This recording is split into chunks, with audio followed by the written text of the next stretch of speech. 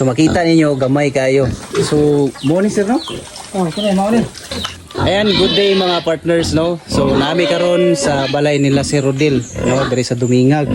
So nag-purchase si sir na to karon og product og sulayan niya o gamit kining iyang baktin. Ayan, ayan mga partners. So makita ninyo gamay kayo. No, so himutakal ni. So muna sulayan ni si Rodel. So i-update mo na mo no sa result mga pila ka weeks kung mo result mo gyud ang ato ang vet. So ayan, daghan king salamat mga partners. So date karon is July 2. July 2, 2025. Okay. Morning iyang ihid gamay kaayo. After August 1, 2025, mauna ni ang iyahang ihid partners. Tulo ka dangaw na ni nako ako ni siyang gidangaw. Grabe. So mo ni ang iyahang ihid mga partners no.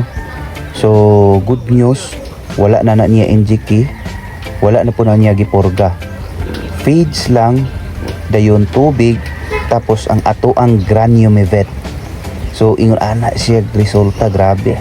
September 27, 2025. No, duha ka bulan kapin. Ingon ana na ang resulta. So dali ra siya modako.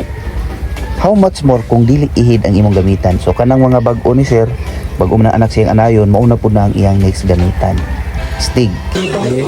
So good day partner. So ibalik ta diri sa si Rodel no. So ato ang gitan-aw katong ihid nga ato ang gitistumini. So mo ni sir no?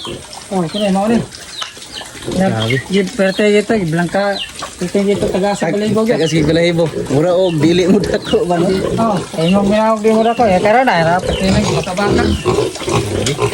So blessings yun kay nato ang ato ang Granumevet no. So mo na po ni ang mga bag-o ni sir. So yan na po lang gamitan na po sa Granumevet na to. Ayan, so thank you.